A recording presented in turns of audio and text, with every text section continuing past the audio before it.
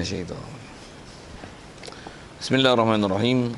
Alhamdulillahirabbil alamin wassalatu wassalam ala asyrafil anbiya'i wal mursalin wa ala alihi wa sahbihi ajma'in.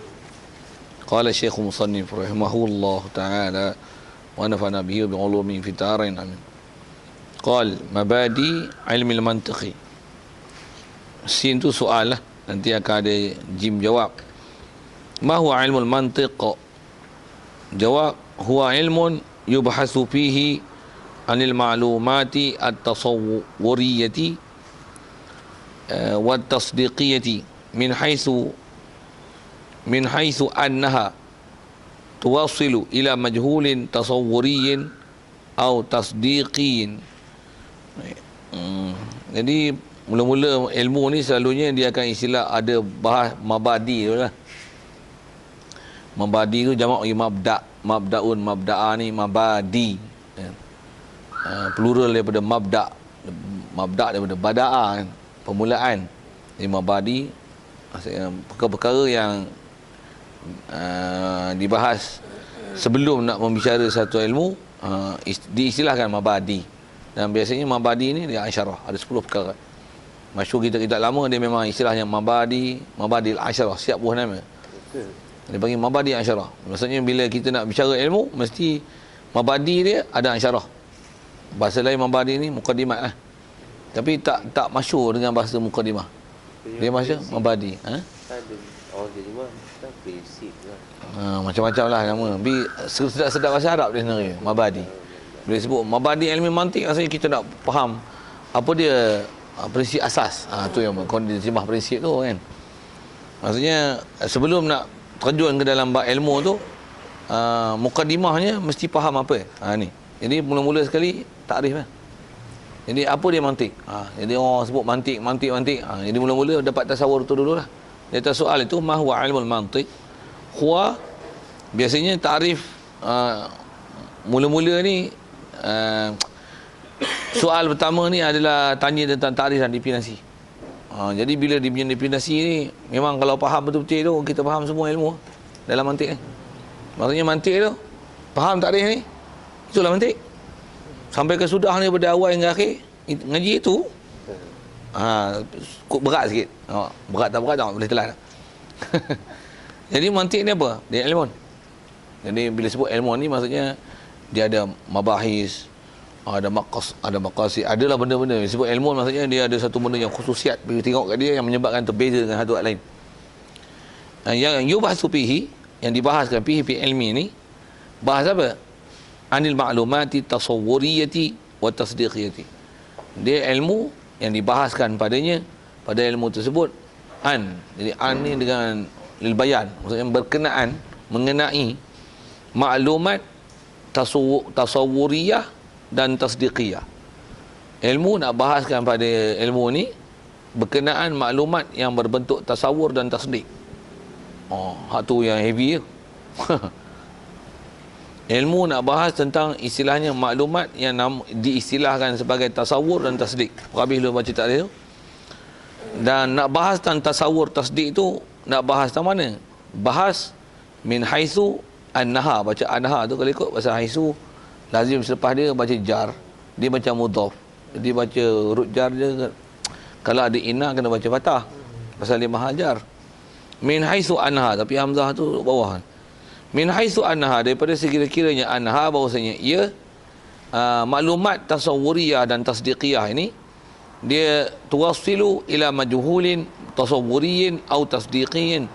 Dia boleh menyampaikan maklumat yang tasawwuriyah ataupun tasdiqiyah ni, dia boleh menyampaikan kepada benda majhul yang berbentuk tasawwuri ataupun majhul yang tasdiqi.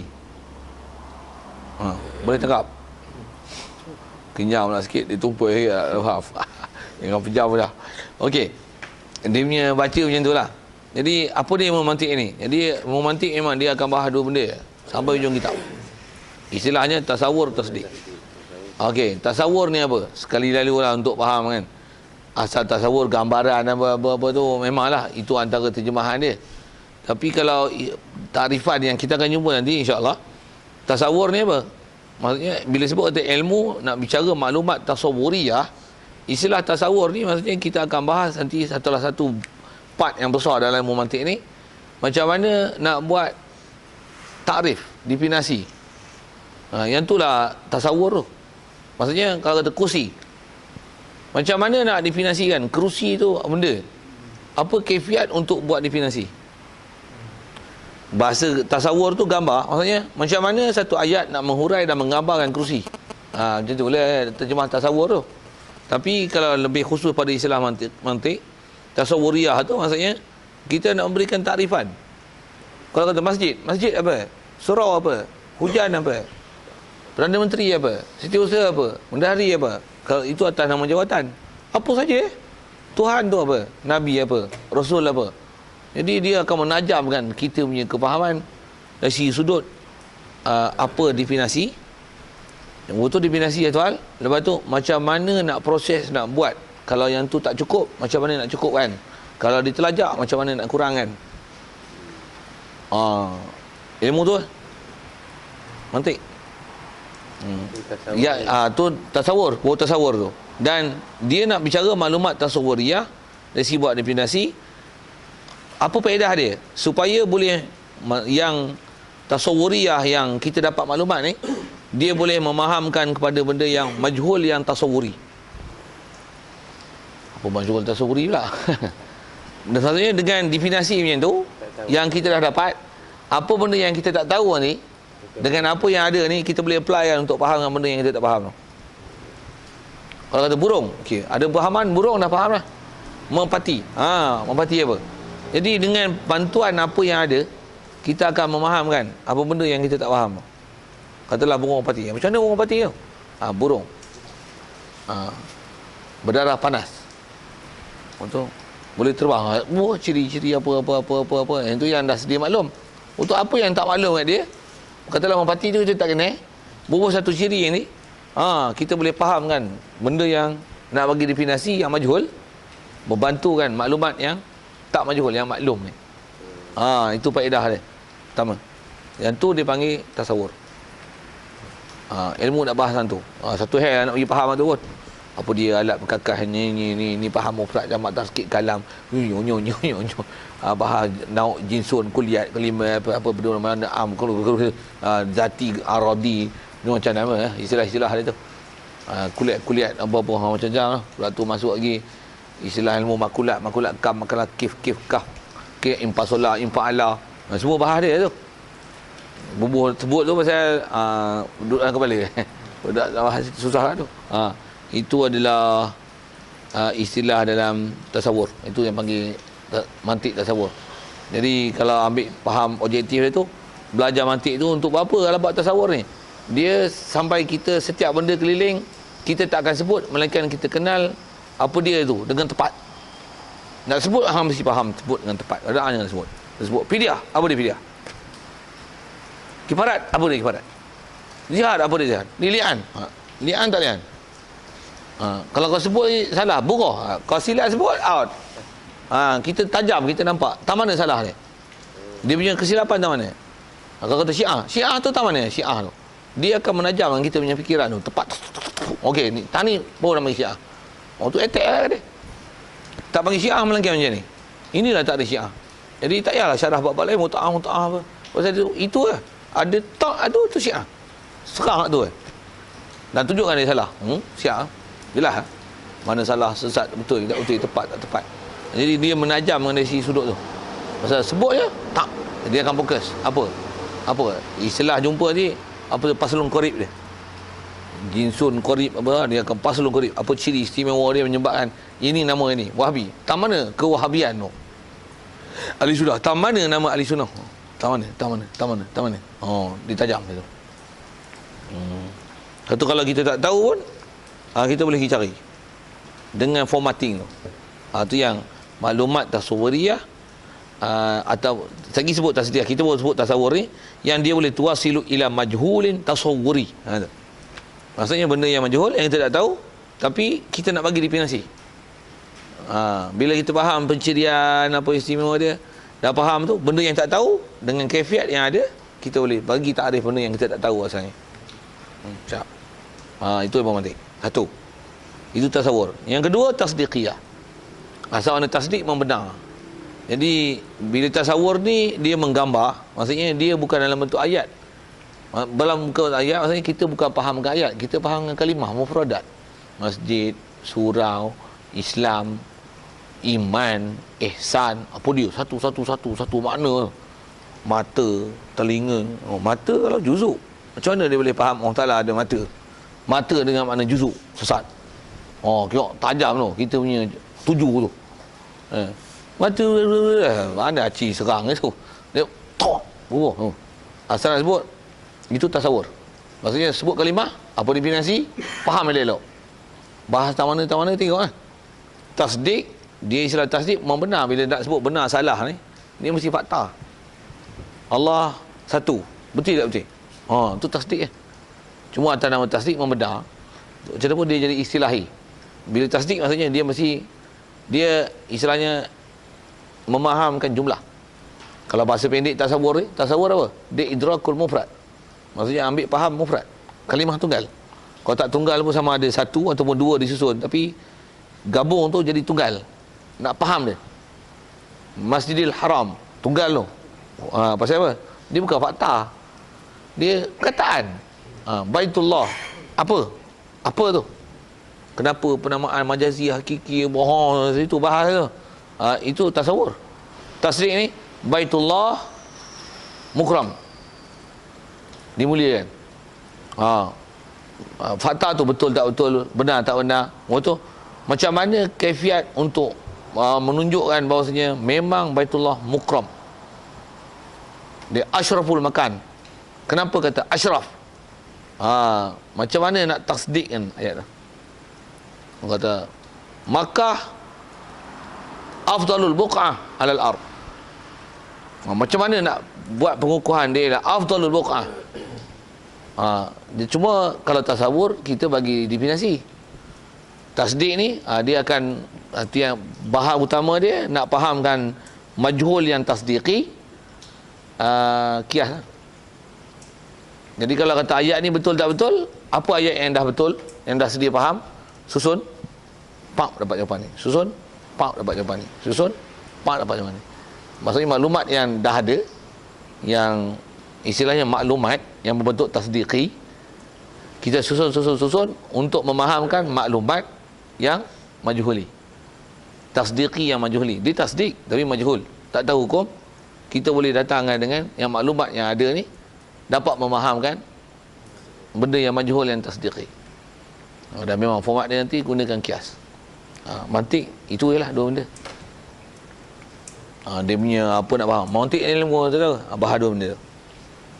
Kalau kata Allah Ta'ala ada ke? Kita kata Allah Ta'ala ada. Macam mana nak buktikan? Ada. Nak belajar susun pula, tak biasa susun tu. Tu yang tumpah nak mula kat mana. Pasal kita tak pernah belajar cara tasdik. Cara nak menyusun fakta tu. Allah Ta'ala ada. Allah Ta'ala ada. Macam mana nak buktikan Allah Ta'ala ada? Ada alam. Ada alam, ada pencipta. Alam dengan dia berubah, menunjukkan ada yang mengubah. Bila berubah, mesti menunjukkan dia ada kepada kalian, tak ada kepada ada kepada tak ada. Setiap yang ada kepada tak ada kepada ada, mesti ada yang mengada dan meniada. Cipta alam ada. Allah ada. Satu-satu tu banyak. Cuma kadang-kadang bukan satu ayat, bukan dua ayat, bukan tiga ayat. Macam mana pun dia akan gunakan format nanti nak susun macam mana. Syaklul pertama, syaklul dua, syaklul tiga. Itu syarat-syarat dia. Apa kam kif dia, yang ni keluar natijah macam mana, lala kulli ke ba'di ke. Situ rumit yang penting situ. Dia memang ada benda mudah-mudah lah, boleh pakai satu format je. Tapi maksudnya tak cakap betul ya. Itu nak guna kawaid istisna'i ke. Apa? Bila hujan turun bumi basah. Itu hujan tak turun, maka tak basahlah bumi. Tu kaedah istisna'i.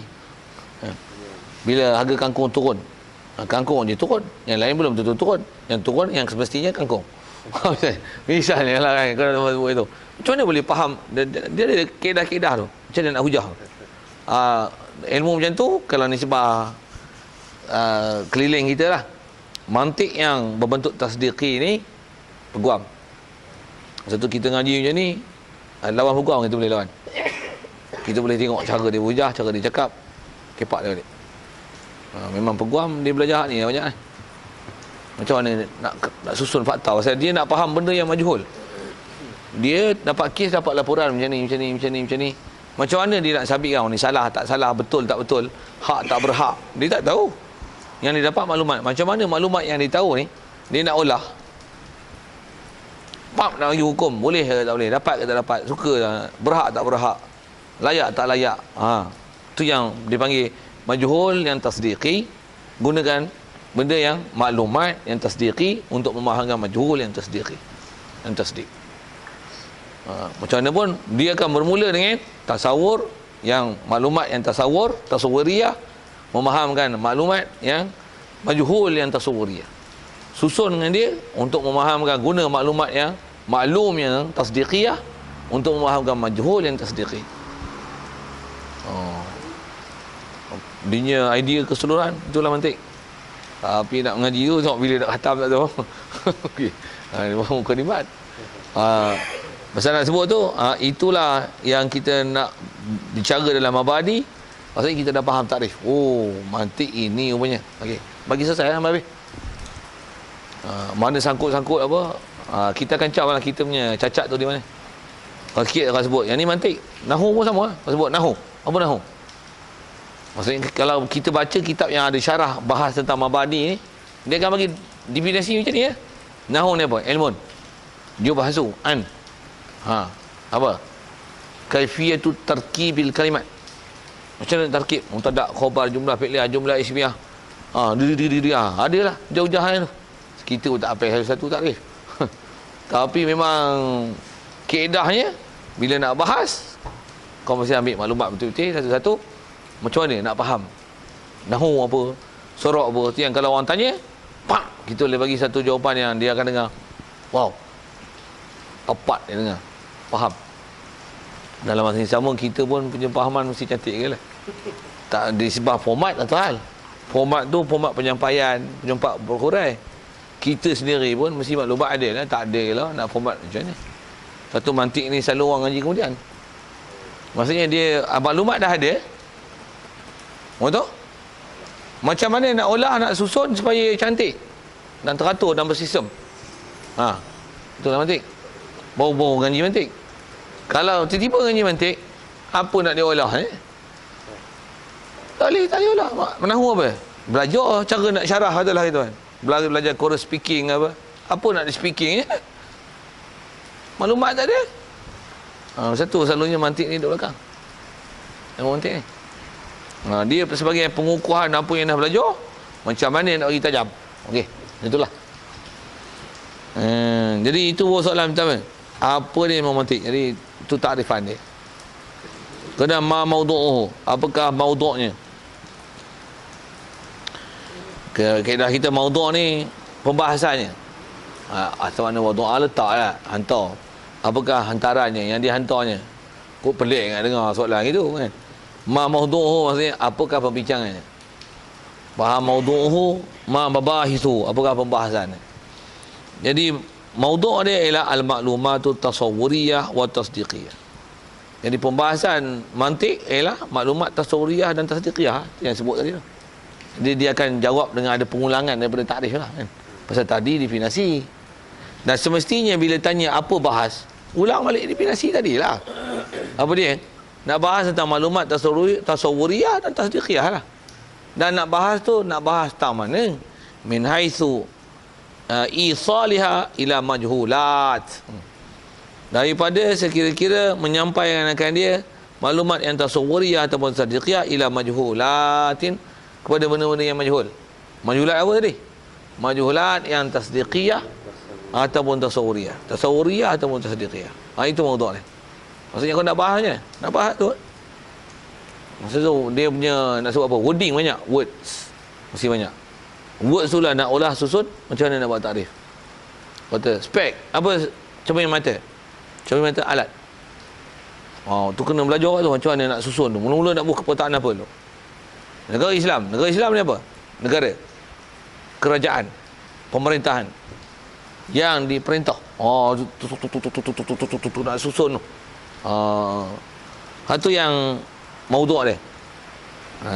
Jadi tasawur, tasdik, nak faham pada majhulat yang asalnya dia majhuli dalam bentuk tasdik, tasawur ataupun tasdik, gunakan maklumat tu untuk memahamkan benda yang majhuli. Susunlah, ulah. Dalam masa yang sama dia kena ada proses menganalisa sikit. Mesti ada. Dia kena analisis. Budak tak boleh kekatu apa kekatu tak biasa perhati kekatu ke mana, nak cerita ke mana. Mesti maklumat mesti ada lah.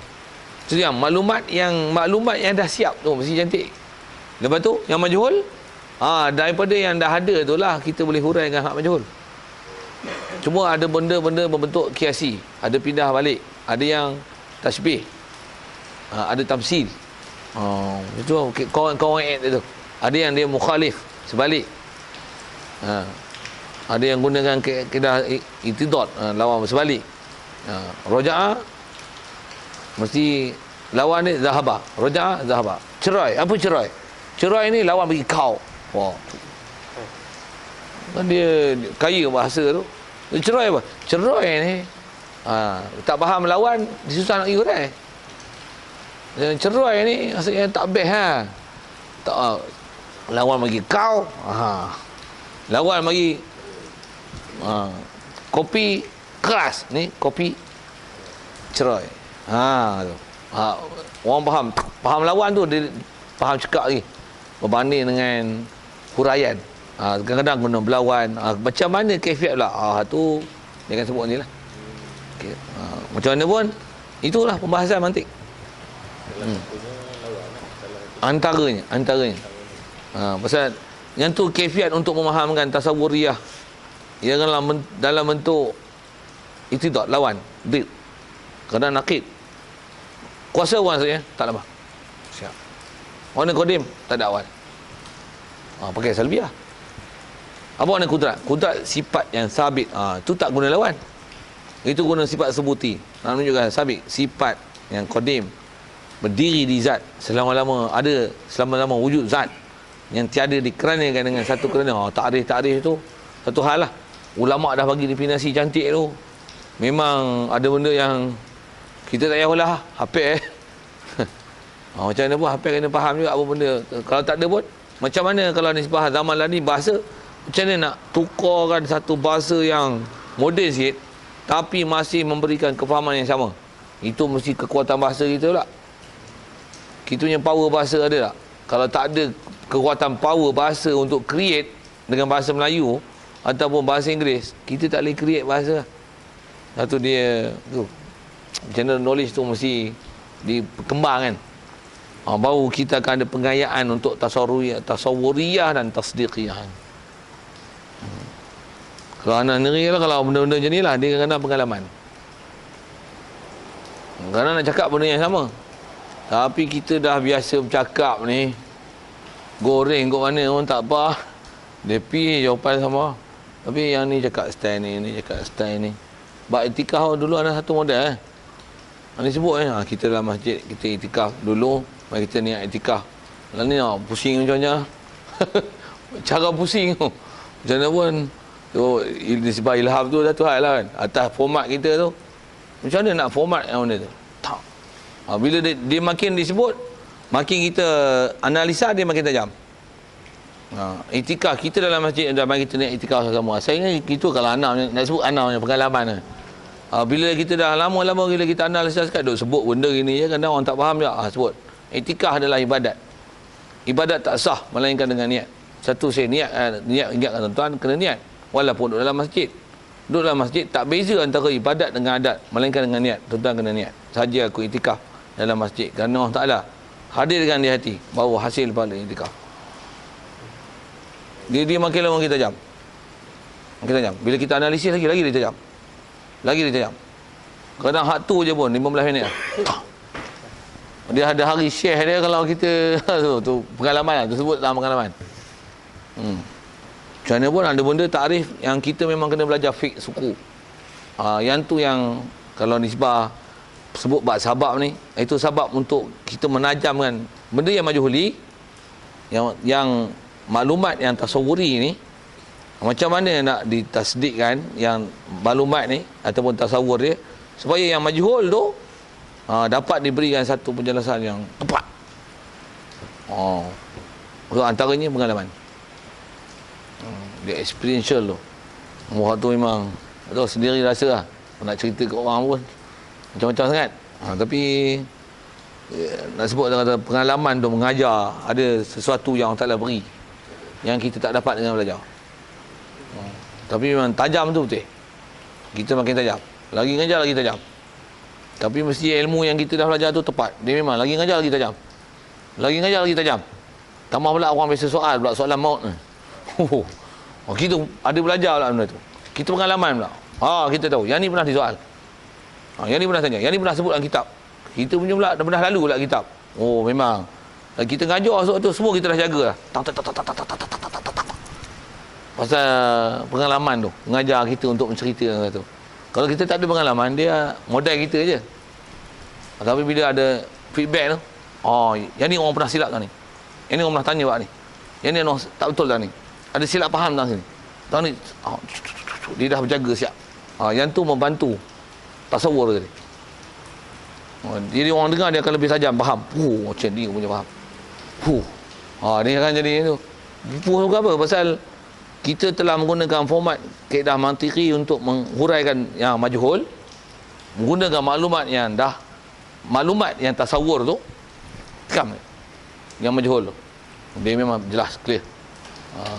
Gunakan format tu lah. Bila kita tak belajar format tu, yang tu yang dia orang kata tak ada kefiat.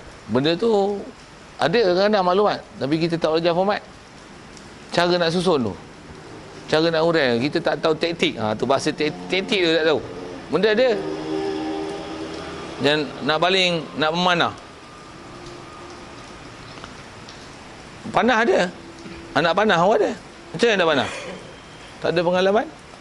Bila ada pengalaman macam mana? Siap dengan angin, udara. Semua ambil mata, teknik, tarik, power, cara melontar, ayunan tinggi. Semua tu dia ambil kira. Bila tak ada, baru nak test. Baru nak lontar. Baru nak pakai. Macam tu lah kot. Sikit bandingan penggunaan dan kemahiran. Tapi disebab bahas itulah. Kena wadih, man wadih. Siapa yang mengasas kaedah nak memaham ilmu dengan ni lah berbentuk tasawur, tasdik, kaedah penaklukan akal nak susun macam ni ni. Siapa pengasas dia? Jawab bagi soalan, huwa Aristoteles minal hukama. Dia ni di kalangan hukama ni istilah Arab lah kalau bahasa kita, di kalangan cendekiawan, philosopher, hukama. Kita Aristoteles ni Aristotle lah kan. Arab yang tu rajanya Aristoteles. Arab. Aristoteles. Kita Aristotle. Bunyi bunyi putih tu. Macam ninja turtle. Sikap main pula dengan luar. Arab lah Aristoteles. Jadi maksudnya pengasasnya siapa? Memang ilmu ni asasnya cara berbahas ilmiah macam ni, cara Aristotle lah. Dia lah orang mula-mula mengajar kaedah membahas dengan ta'rif, dengan kaedah mantiki, penaklukan akal. Yang tu yang ditohmahkan pada ilmu tauhid, kata ilmu falsafah.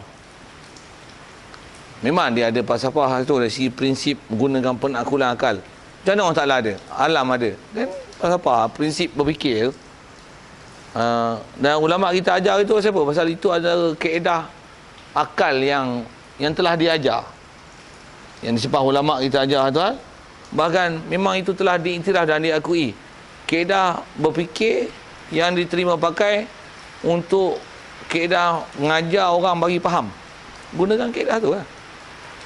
Satu dipakai oleh ulama kita Abu Hasan Asy'ari dan Muhammad Maturidi. Pasal benda tu dah diiktiraf, memang betul. Tak ada masalah tu. Mesti nak faham. Kata perakam. Apa perakam? Alat. Buh alat dulu. Kalau nak sebut tu kita akan jumpa hantar kaedah tu. Dia ialah jinsun, nak kenal kategori kalimah jins. Nak pasal nisbah pengasas dia, macam mana pun ada benda merepek kat dia. Tapi ulama telah murnikan dan saringkan dia. Dan dia telah modify. Tepat dengan kaedah syarak Memang semua yang telah dipelihara daripada kesonsangan dan salah berfikir. Siap telah disepadankan. Bahkan pengasas tu yang buat cara kepala otak berfikir dia tu, dia pun tak betul, ulama kita betulkan dengan kaedah syarak. Oh tu dahsyatnya ulama kita. Satu ada orang bertikai ilmu mantik yang macam ni yang telah diproses ni. Bodoh Allah kata. Maksudnya teori-teori yang tak betul tu, dia orang dah semak tu. Dan dia telah bahas siap mana tergelincirnya teori yang tergelincir tu. Dia siap bahas yang ni tergelincir tak mana.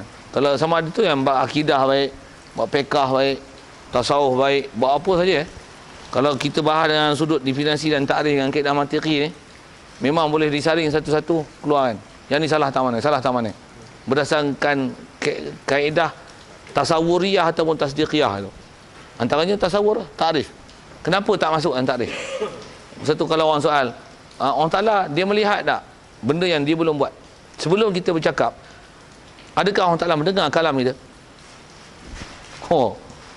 Macam mana jawab tu? Jawab bodoh-bodoh boleh lah. Tapi jawab dengan kaedah mantiqi ni mesti fakta, mesti tepat. Kaedah dia apa? Allah Ta'ala mesti mendengar maujud. Sebelum kita bercakap, tak maujud ni. Itu bukan takluk. Kena bahasa bukan takluk. Nak syarah tu panjang. Cuma nak sebut. Macam mana nak dapat format tu? Ulama dah murni yang cantik lah. Satu dia ajar dengan takluk. Berfikir tani lah. Yang ni betul. Yang ni cara berfikiran salah. Ni sebab pada orang salah. Salah. Tak betul. Boleh tak orang salah buat satu Tuhan lagi? Macam dia. Benda ni benda apa? Memanglah soalan. Tapi dengan kaedah tasawur, tasdik, bolehkah diterima persoalan itu? Wujud tak wujud? Akal terima tak terima? Kalau tak terima, adakah skop membuat, termasuk dalam skop dia, bidang dia, apa dia kuasa? Kuasa buat apa? Tu yang bila kita ngaji tauhid yang apa ulama bahas tu, masuk nanti ni, dia akan dapat tajam tu. Cakap pun tak betul. Salah dia tak ni.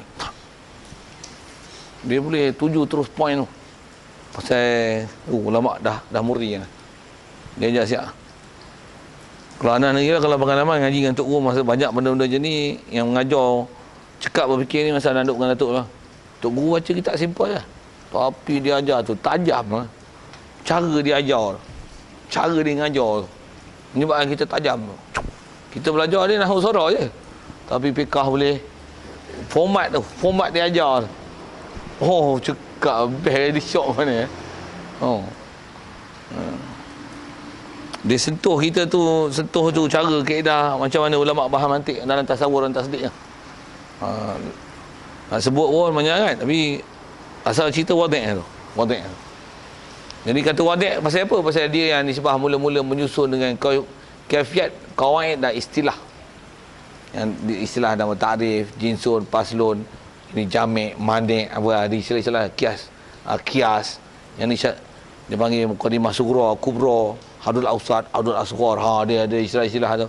Dia yang mula-mula menyusun dalam bentuk itu.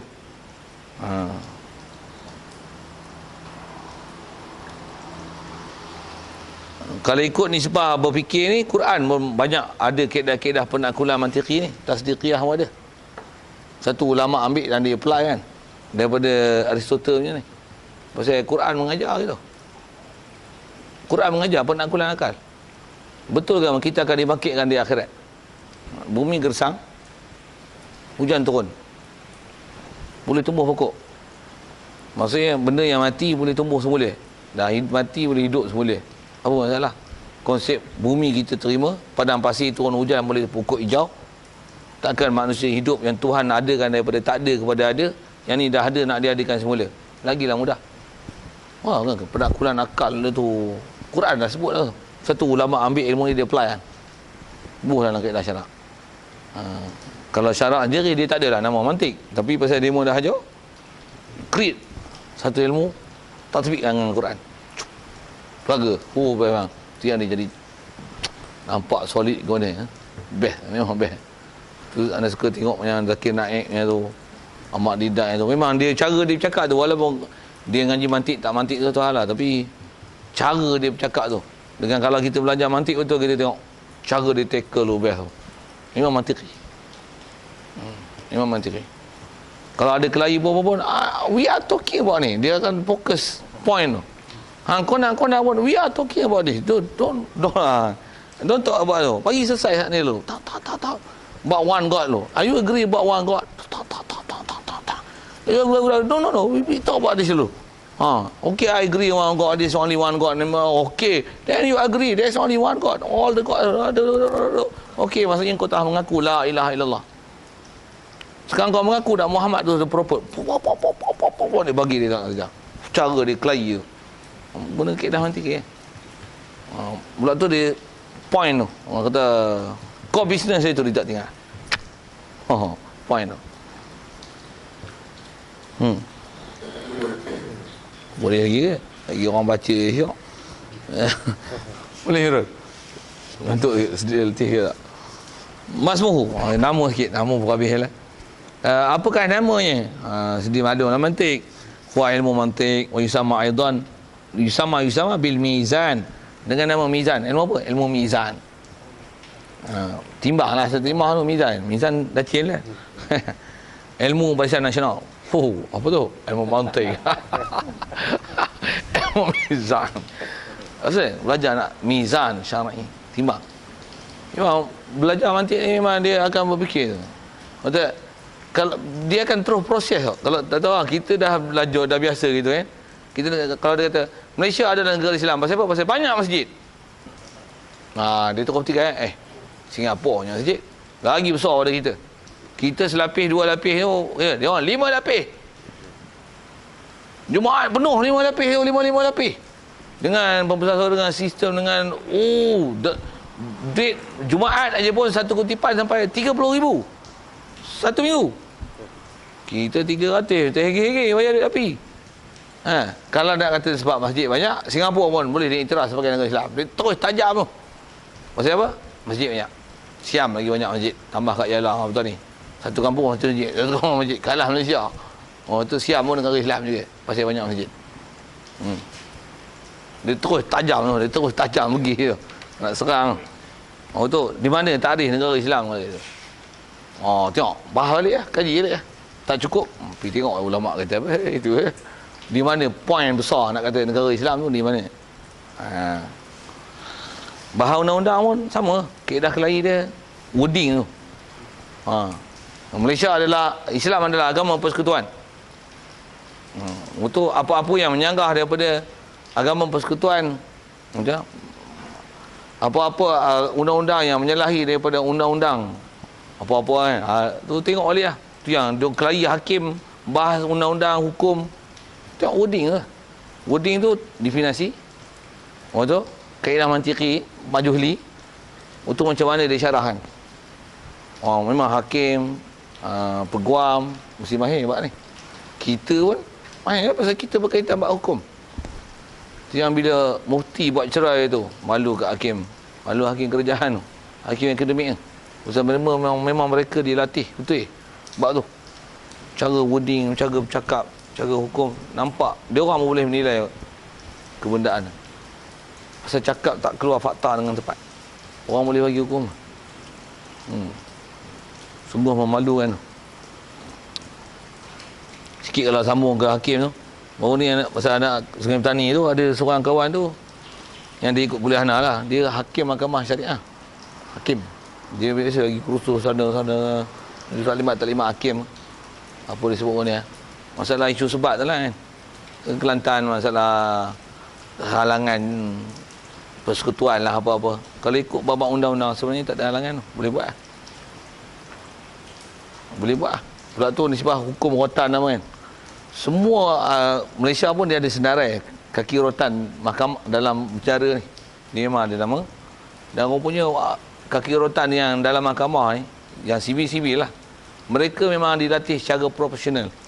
Daripada sekecil-kecil rotan sampai sebesar-besar rotan, macam mana skema yang ada dalam undang-undang, pukul, hukuman apa kena, berapa kali kena, pukulan macam mana nak pukul, pakar. Semua pakar. Pasal dia memang kaki pukul, memang telah dilatih dengan pukul. Tapi beza lah. Rotan syarak, rotan sivil. Yang tu hayun kena tu lajak lagi tu. Otam tak tu. Kalau yang mahkamah syar'i sikit je. Tu berangkat je tu. Pula tu sangat pakar. Kalau 10 orang pukul sama. Kalau ada satu alat untuk pukul, dia orang telah dilatih dengan magnitude yang sama. Tak lari sama. Kalau tidak dia akan zalim dia buat hukum tu. Telah dilatih dengan proporsional. Ada di Malaysia. Tukang pukul semua telah dilatih. Cuma kau nak buat undang-undang mana? Sivil. Okey, 6 kali sebatan. Tu mampu je lah 6 sebatan tu. 10 kali sebatan yang pukulan macam ni atas deraan anak. 10 kali. Dia akan sebut berapa skibar pukul tu. Pukul tara mana tu. Proporsional semua. Tu bab undang-undang ni tu yang kalau barat sekali pun mereka memang dilatih profesional sama bab tu. Semua dia ajar. Tu yang kita dengar, uish, rupanya kalau kata undang-undang barat tu satu hal lah kan, tapi maksudnya dia orang latih orang sampai macam tu, cuma dia tak pelaksanaan. Orang tak mau laksana syarak tu, malang sikit. Begitu juga hakim memang dilatih dari segi fakta undang-undang kan. Macam kitab pun kalau mahkamah syar'i, pasal dia hakim mahkamah syar'i. Setiap hukum dia mesti bersandar kepada maklumat kitab. Dia tak boleh macam Wahabi, macam Asri cakap tu, ya, hadis Nabi berdasarkan ayat Quran. Kau syarah-syarah bodoh tak boleh. Dia mesti rujuk kitab fiqh. Kau mazhab Syafi'i, hakim mesti buat keputusan macam tu. Mazhab Syafi'i, okey, kitab apa, Iqna, baris mana, juzuk mana, syarah apa. Itulah hakim tu orang panggil al-arif. Pasal rujukan, reference tu. Satu, kalau dia sebagai hakim berbicara hukum, jatuh hukum bunuh. Pasal apa? Berdasarkan fakta macam ni, peruntukan undang-undang kita macam ni, klausa macam ni, apa nombor apa ni, peruntukan undang-undang ni, kamu dijatuhkan hukum ni. Tak. Boleh buat rujukan. Ni sandaran dia. Undang-undang sivil yang macam tu, yang konvensional macam tu, syarak menyebut macam tu peraturan. Tapi yang dilatih dengan undang-undang syarak ni tak ramai. Banyak hak sivil. Tapi cara nak keluarkan hukum, cara format nak ambil hukum dan rujukan reference, profesional dia sampai macam tu. Maksudnya kalau katalah kita bagi katalah macam mufti Perak hukum, ni burah. Kau ambil kitab mana kau boleh kata burah apa buat ni? Jangan kata kita yang mengaji. Hak ahli akademik yang memang dilatih dalam bab undang-undang macam tu pun kata cerai apa. Sebab dia orang dah dilatih dengan profesional. Macam kata sebut guru kan, guru profesional, kadang-kadang kita pun ngajar agama tak profesional lah. Pasal mereka diajar dengan cara profesional perguruan. Ya, cara demo lah kan. Cara kalau baratnya sistem lah dengan belum apa aras kan, pengetahuan yang ni. Kita kan tak peduli bab tu. Tapi bila kita kaji, sebenarnya mereka telah mengkaji dulu pada kita. Sebenarnya dalam hadis semua ada sebut, Quran ada sebut tu. Kefiat macam ni, format macam ni. Untuk kaedah mendidik, tanya dengan herdik, tanya dengan menyoal balik, tanya macam ni. Cara soalan, cara bertanya. Semua dah diajar Quran, siap dalil. Dia orang dah kaji lah. Satu dia buat taksonomi apa-apa macam prinsip-prinsip lah. Dan dia syarahkan kita yang ngaji balik.